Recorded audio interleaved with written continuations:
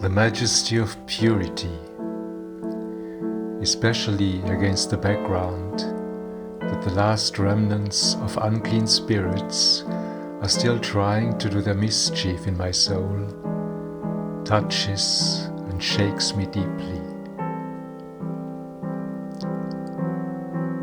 There is an infinite goodness from which all life flows.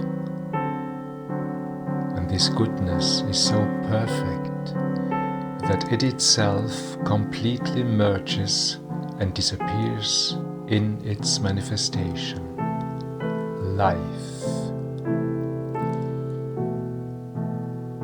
It is only our views that we form about existence and that create the world as it appears to be in the first place, that obscure this source of absolute good,